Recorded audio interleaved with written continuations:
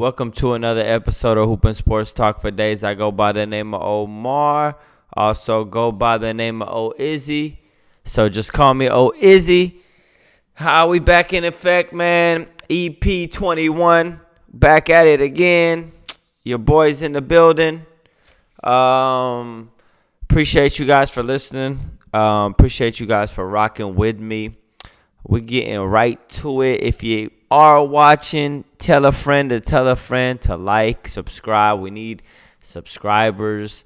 That helps me out a lot. So if you are watching this and you know anybody, just send it on along and subscribe. I'm not going to disappoint. Coming with the straight heat today. We not playing. We got a lot to talk about. We got Bronny James. We got WrestleMania. We got the NBA postseason approaching us. We got a lot of teams, and then the championship of the women's happened. The championship of the men's happened in college. But I want to jump it off with my main man, and that's why I'm rocking him right now. Vince Carter, Hall of Famer. Just wanted to say congratulations to my boy VC. As a kid growing up, Vince Carter was my top of the top favorite. He's who got me fascinated by basketball. I always loved to watch it, but it was something about VC's game. For the youth, people in their age 15 or 10 through 20, you just put on a VC tape, man. It's not just highlights. I think a lot of people get it mistaken with thinking Vince was just a highlight reel, which he was definitely a highlight reel, but Vince Carter was a bucket. Certified bucket, could take you off of the dribble, could post you up, could fade, had a good handle on him. Three-point shot was very, very accurate. Could shoot it from anywhere on the court. He had a nice, it was a fadeaway-looking three, something that you don't really see as far as mechanics-wise, but it was elegant style. And then acrobatic finishes around the rim. And then, of course, he had jam it over your head. Vince Carter was one of them ones. I wanted to say congrats on the Hall of Fame. As a player who watched VC every game, I was a Vince Carter fanatic. You know what I'm saying? I don't really buy jerseys like that, but Vince is one of them ones. That's why I'm rocking it, because he just got indicted to the Hall of Fame. He was somebody you could not, it was hard not to watch him. I mean, every game he's going to give you a highlight reel. He's going to dunk over somebody. He's going to tip dunk. He's going to windmill. He's going to 360. Career was, some people say he didn't achieve what, some of the other greats did, which, if that's how you feel, that's how you feel. He played 21 seasons, most ever. Bron is right there on the cusp, I think. So, but when he was in his prime, when he started out with Toronto Raptors, that's when he got drafted in 1998. It was actually drafted by Golden State Warriors, but they traded him to Toronto on draft night. And if you don't know, he was the one that put Canada on the map. A lot of people weren't even really speaking about Canada too much when it came to basketball in 1998. This was a long time ago. Obviously, we're talking about almost 30 years ago. But he definitely came, stole the show, led his team to the playoffs, led his team to the second round at pretty much almost in his second year. Him and T-Mac, Tracy McGrady were a dynamic duo. He was jumping all over the place, jamming all over the place. Had a chance to go to the Eastern Conference Finals one year, but got cut short by a guy named Allen Iverson, who still haunts me to this day. Even though AI is my boy, love his game, but he was just killing us in that series. Vince was going to work in that series too. They were going back and forth, 50-piece games left and right, both of them. It was iconic, man. Those times, I just really, really honor those times to be able to watch as a true kid and a true fan. Now, when you get older, you realize I love the game, but there's a lot of you realize the politics behind it and certain things that you're naive to as a kid. VC let me dream beyond my wildest years, even though I'm not nowhere near as athletic as Vince and can't do the things he did. He was like the first player that I saw. I know there's a bunch of players that other people saw, respect to them, but that I saw that was like, man, when you get on the court, you really are painting your own picture.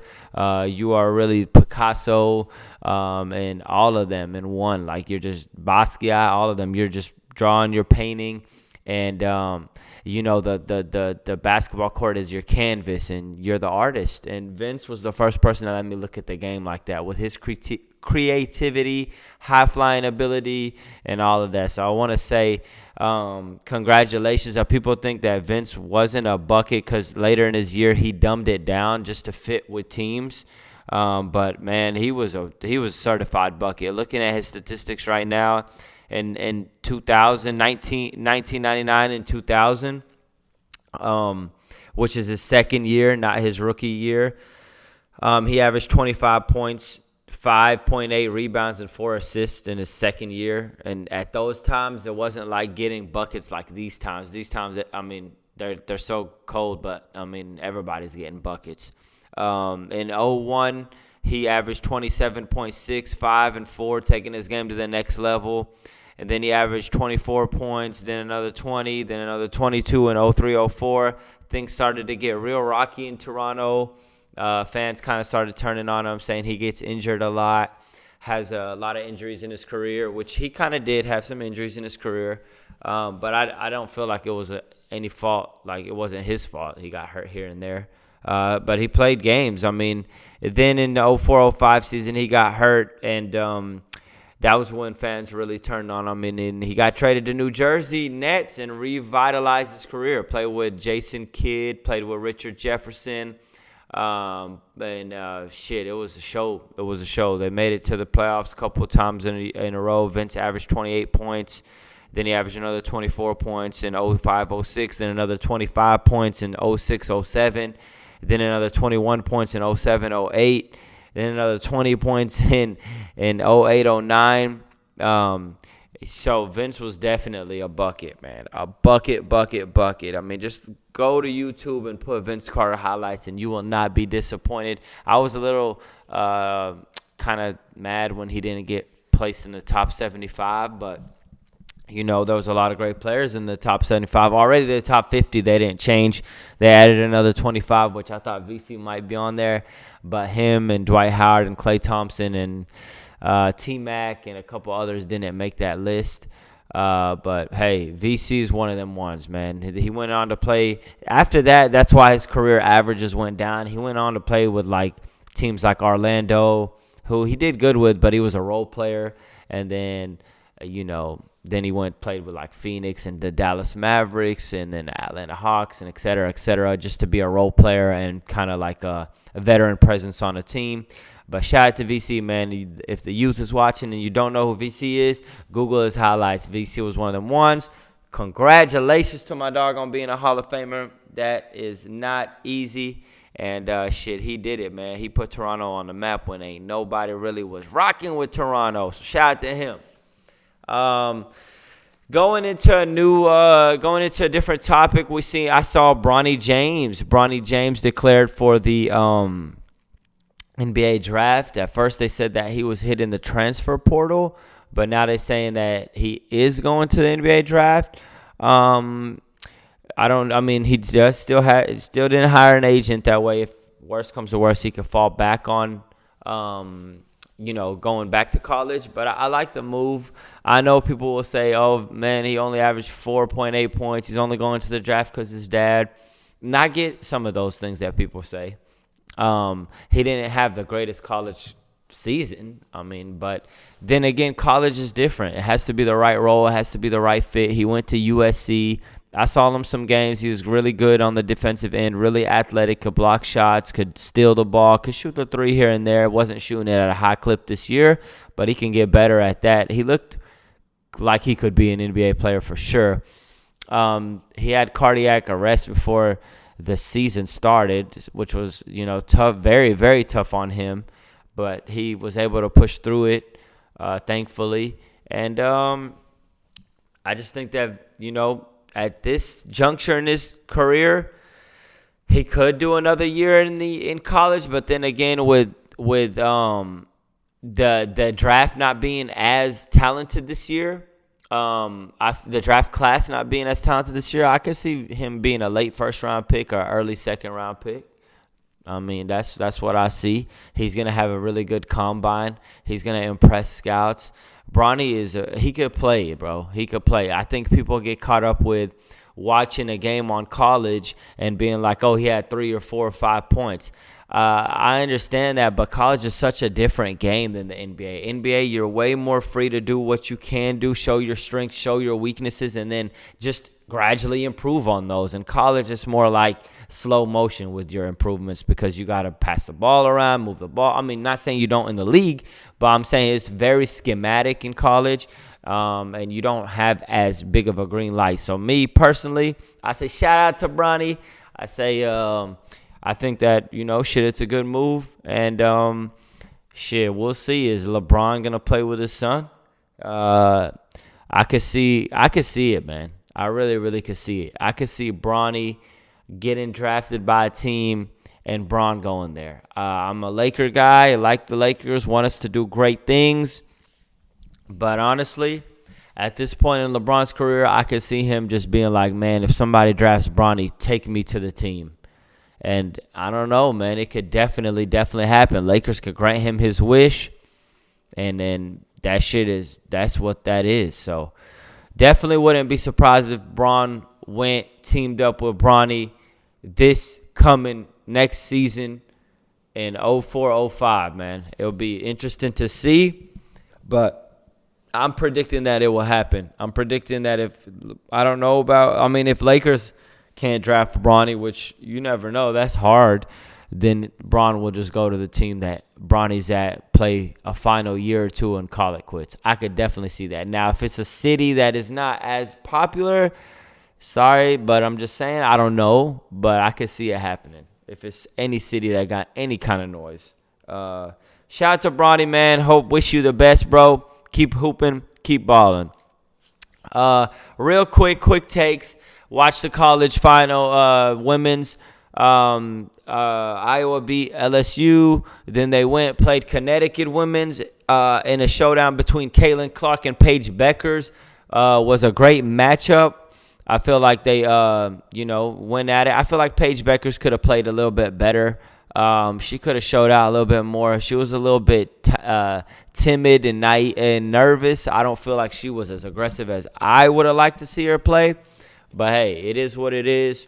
She didn't get it done. Caitlin Clark got that dub, was balling on them, played crazy, talented South Carolina. I mean, in the UConn game, they might have got cheated, by the way. That moving screen was BS. Side note.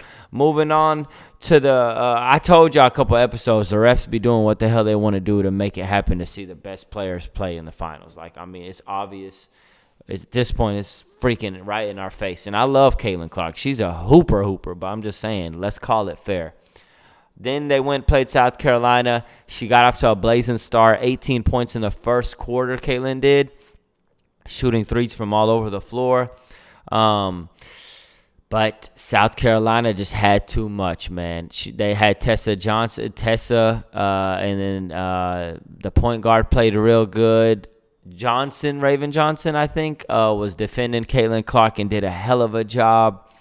The center they had, the tall lady who's going to the WNBA, declared already, played a great game as well. Way too much talent for Iowa to beat South Carolina. It just was not going to happen. South Carolina got it done. Shout out to Don Staley, legendary coach for South Carolina, undefeated season. I think they didn't get enough credit this year, but, man, you got to give props where props is due. They did a hell of a job, and so I got to give them their respect. It was a hell of a season for them. Caitlin did everything she could. I can't really say nothing. I mean, shout out to Caitlin. She changed the women's basketball forever to me. She, to me, is the Steph Curry of women's basketball, and I believe she will continue to be that in the WNBA. When she gets drafted, definitely number one by the Indiana Fever, she will change the WNBA landscape as well. So shout out to her. I want to give her all the credit, all the props. It was an honor to watch you play, and you definitely captured the attention of me and everybody else. So I want to say thank you for that. And it was legendary. The men's side, it was more of just shit. I mean, NC State did their thing. They did really good. Purdue did their thing. They did really good. Alabama did their thing. They did really good. But there's one team that was not going to be stopped. Hurley as a coach. And UConn men's basketball got it done again. Their second championship, NCAA championship men's in a row. Got to give them all props. They looked so dominant. I mean, they're like a team that just can hit you from anywhere. They're not one player dominant or two player dominant. All 5 players on the court could do anything they need to do to win. And when you actually have a team in college like that 5 players could do anything, shoot, dribble, pass, rebound, boom, defend, this, that, and that, and they're coached by a great coach like Hurley, shit, the sky's the limit, and they got it done. So I want to give them their props, second in a row. Hurley is a hell of a coach. Zach Edey for Purdue. I was kind of hating on him a little bit earlier in the March Madness just because the style was boring, but I must give him his credit. Shout out to Zach Edey, bro. You did a hell of a job. I know you didn't play the best game. You had 37 points, 10 boards, but like kind of some stretches that you didn't play the best game against UConn in the championship yesterday. But I want to say that he definitely impressed me with his demeanor, the way he carried himself, the way he played. Post game was nice. He even went left, went right, kind of, did a couple of different moves that I didn't know he had. So he threw some moves in there in the arsenal. He's going to be entering the NBA draft. Do I see him as an NBA player? It's a good question. Let's see. I think that if it's the right scheme and the right fit, yes. I know it kind of sounds like a boring answer, but it has to be the truth because the way that the NBA is being played right now, you have to fit. You have to fit. And I'm not saying he won't fit. All he needs is a coach and a team that believes in him, and they can run a lot of offense through him. But in this day and age where the NBA is spaced out and there's so much dribble penetration, then, he's got to find a way to kind of modify his game, a la, what's his name, Brook Lopez for Milwaukee. Played in the post early in his career, got out to the perimeter, start shooting that thing. I could see something like that. I mean, if Zach Edey could start shooting the ball, I'm not saying he got to just bomb three-pointers, but he could shoot from the perimeter a little bit to get the defense respected and get them out, then he can go into the paint. But just staying in the paint in this day and age, you don't see nobody even doing that. Even the Jokic's and Embiid's aren't even staying in the paint, and they're the 2 best big men in the league. So the game comes with growth, and the game comes with, advancing it, changing it, adapting to it. And I think that Zach Edey could do that, but it's not going to be easy, You got to have the right team. If he gets drafted by a team that just says, I want to draft Zach Edey, and they don't really believe full force what they could do with him, that's not going to be good for his future because the game has changed. Too much penetration, dribble, shooting, handoff. They shooting the ball at a high. They're running up and down the floor very fast. Like it's transition offense, quick. And it slows down pretty much only in the playoffs. Pretty much. It's the only time you'll see the game slow down. So, shout out to Zach Edey, man. But also shout out to UConn. We got the Western Conference and Eastern Conference playoffs upon us, man. Like, it's pretty much right there, bro. Right there. Let me look up the standings real quick. Bear with me.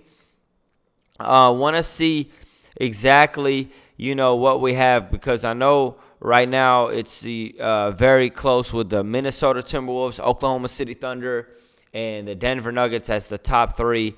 And then in the bottom, the bottom is shit. The bottom is the bottom. We got the Lakers, we got the Warriors, we got the Suns, we got the Pelicans, we got the Mavs done work their way up there. I can't even mention them. They're 5th seed. So number 1, we got Minnesota. Number 2, right now, we got them tied actually with Denver, but I think Minnesota hold the tiebreaker. 3rd is Oklahoma City, 1 game back. Fourth is the LA Clippers, Los Angeles Clippers at number 4. Dallas Mavericks done worked their way up all the way to number 5. Shout out to the Mavs. They've been on fire, bro. Not a team that I always, I ain't got to say it every time. Y'all know how I feel about the Mavs if you're watching, but no hate whatsoever. Straight balling. 48-30, they're balling. Number 6, Phoenix Suns, 46-32. Tied with Pelicans at 7, 46-32 as well. Sacramento's 45-33. Lakers are 45-34. Golden State Warriors at number 10 at the 10th seed, 43-35. So we got the top 10 locked. Man, now you're just playing with the seedings. Now you're just seeing who wants to match up with who. Do Minnesota want to play that 1 versus 8? Who does Denver want to play? It's pretty crazy, man, right now. I don't even know what the hell. The only matchup that I see is an automatic is the Mavs and the Clippers. At a 4-5 matchup, seems like it's pretty much a lock. With like 3 games left, there's 2-game difference between Mavs and Phoenix. I don't see Phoenix catching the Mavs. So I see that pretty much being a set matchup.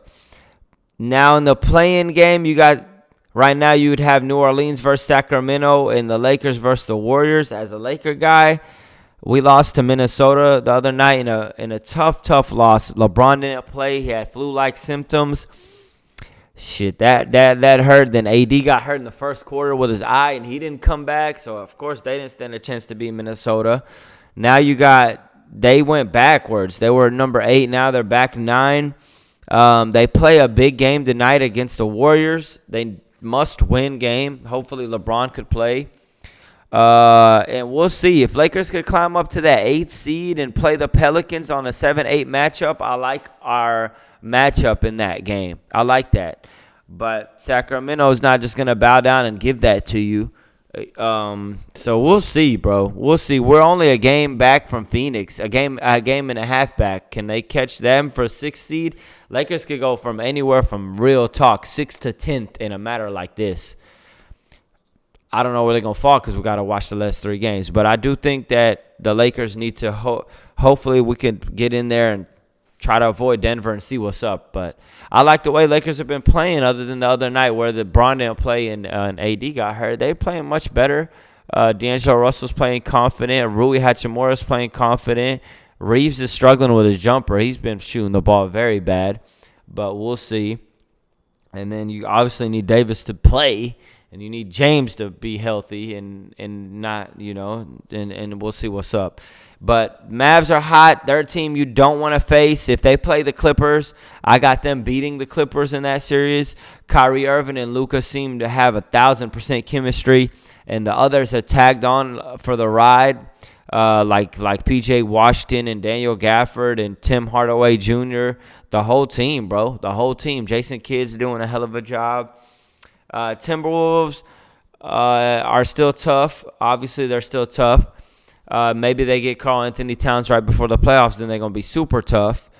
Denver Nuggets are Denver Nuggets. They're the favorites until I see something else. Even though they just got Jamal Murray back, so I was like, man, maybe they could slip up, but they just got Murray back, so can't say too much about that. And then as far as the Pelicans, Zion's been balling. Zion Williamson, I want to give him a lot of credit for the way he's been playing. I watched him against the Suns the other night, and I saw him dribble, pull up, high fly in, blocking shots, rebounding, acrobatic. Shout out to Z, man. Z's been balling for real. Real talk, bro. He's really doing a great job. And then the Suns were on a heater before they lost to the Pelicans.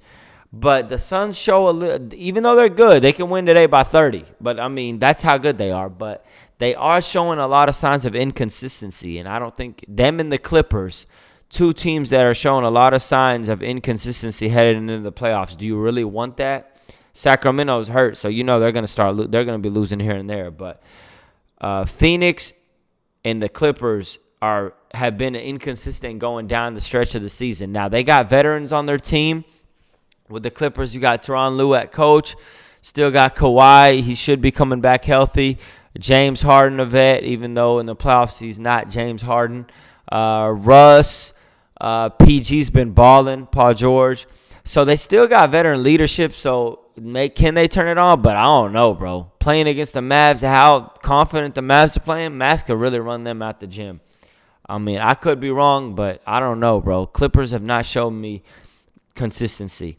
And as far as the Suns, they're a really good team, but some nights they got Bradley Beal watching the game, and then some nights they got Booker not as aggressive.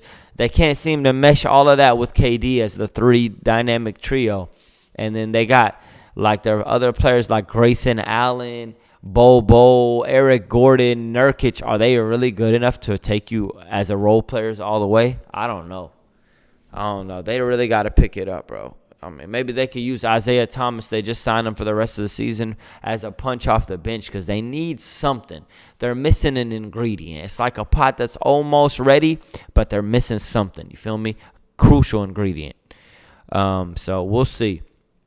Golden State Warriors are 10th. And like I said, they play the Lakers tonight.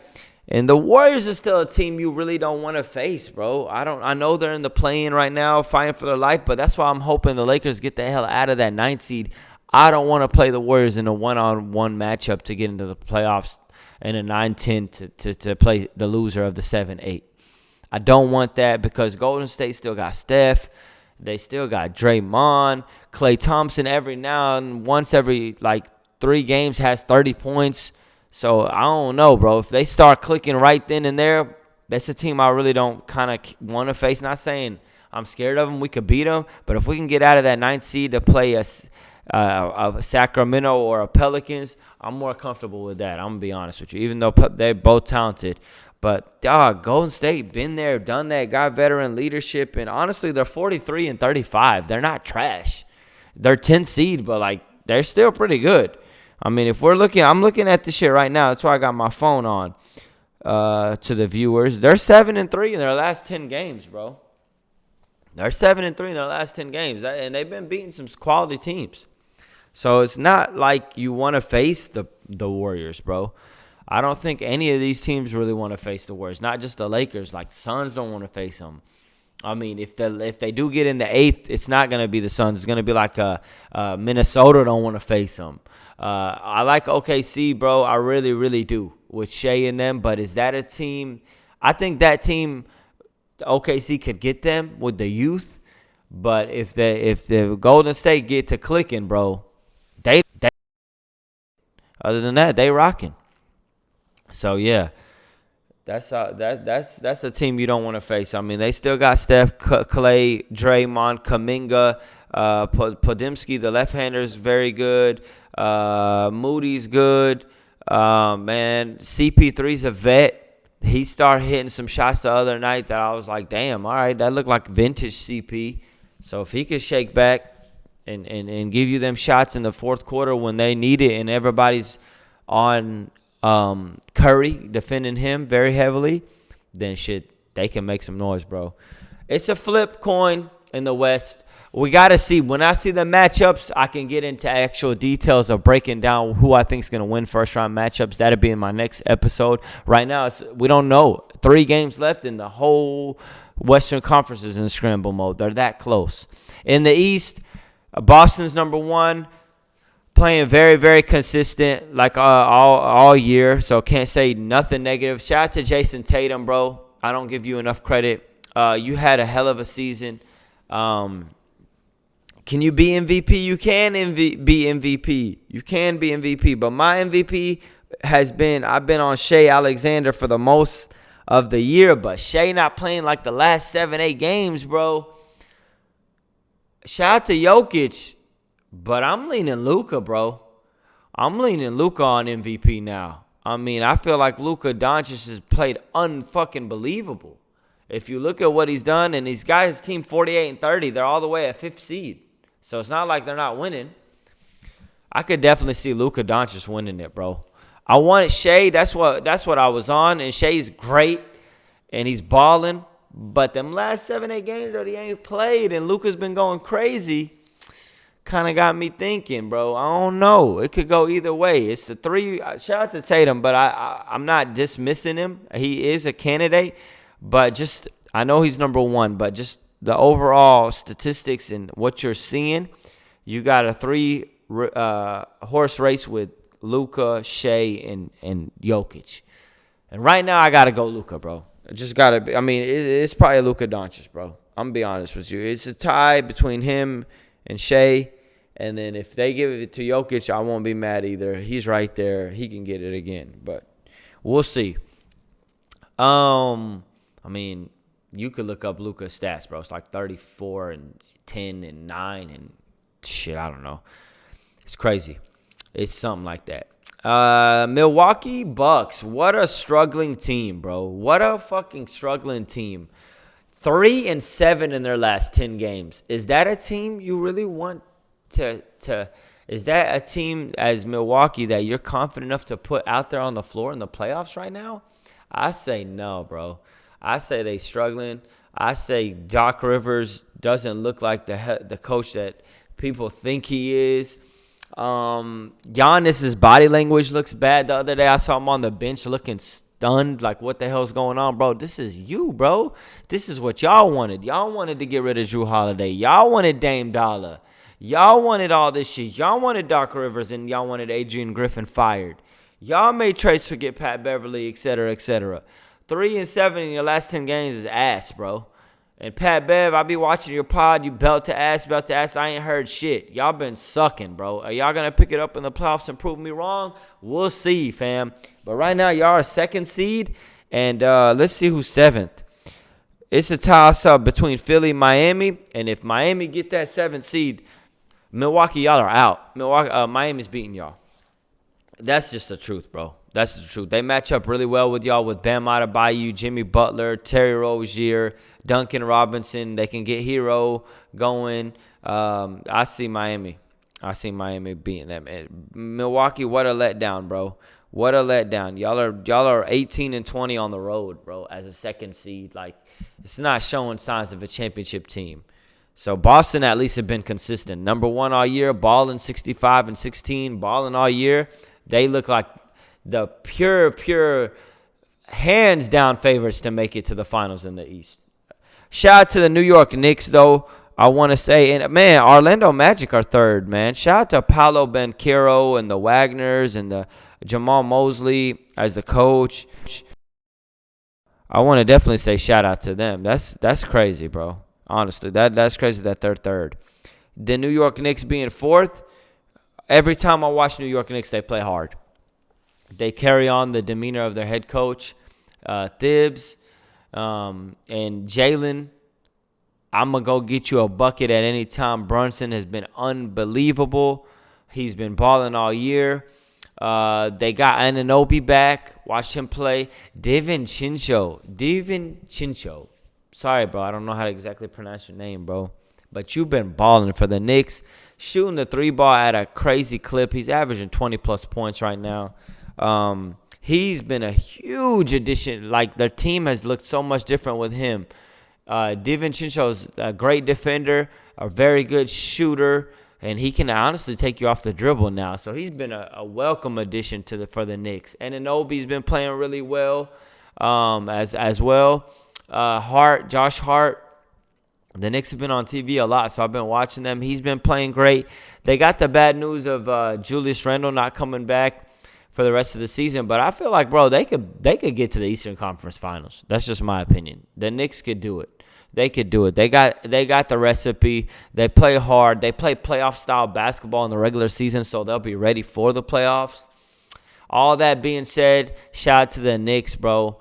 I like what I'm seeing for real. The Knicks look good, bro. I mean, I know the Knicks fans are always on edge because they don't want to get jinxed, but you got to appreciate what they've been able to do with their effort. They're 46-32 and been playing really well.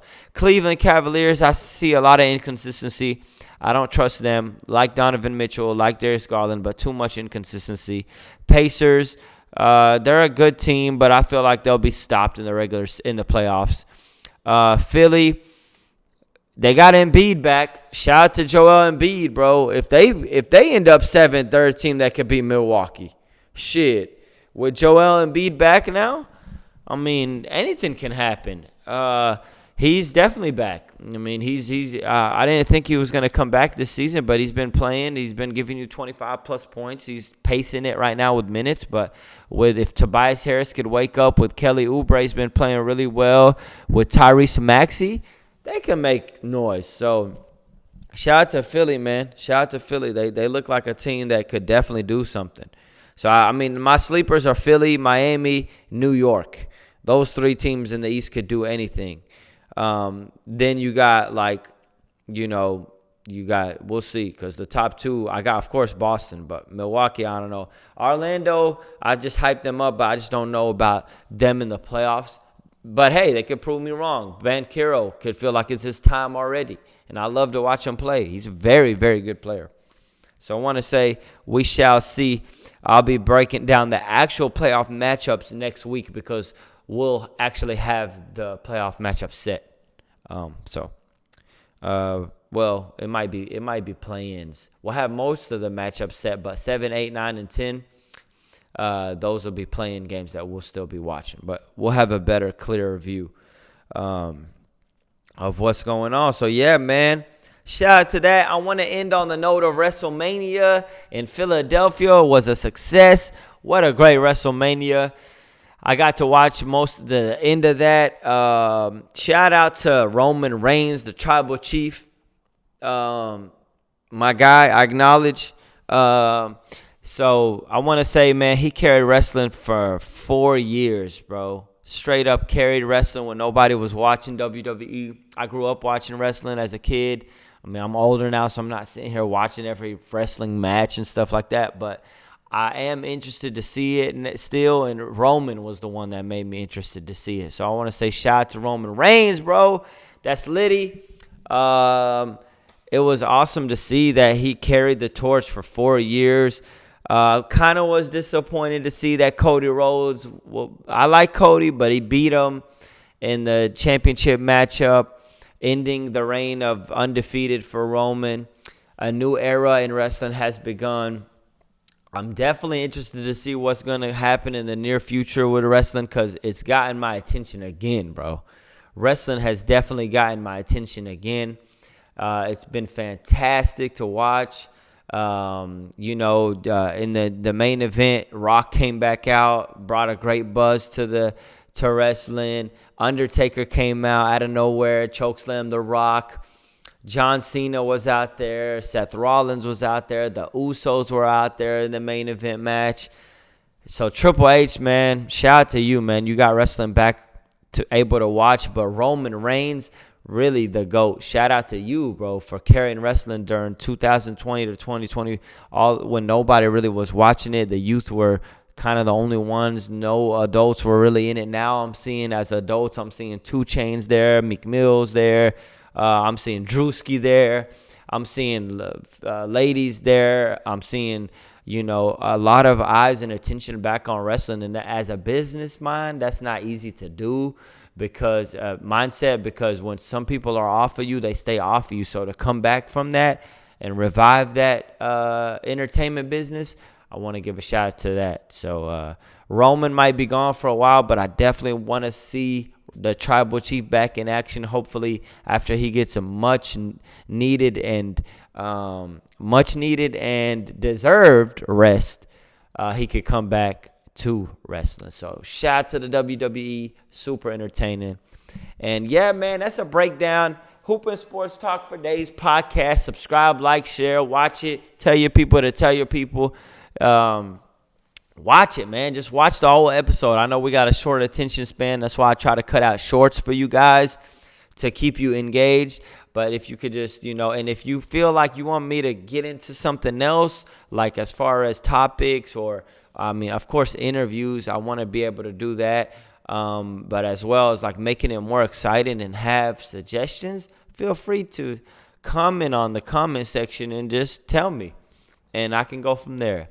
But until then, I go by the name of Omar. I also go by the name of Izzy. Eid Mubarak to all my people that celebrate that. We completed 30 days. Alhamdulillah. Thank you, Allah. And I'm out, man. It's been another episode. Peace.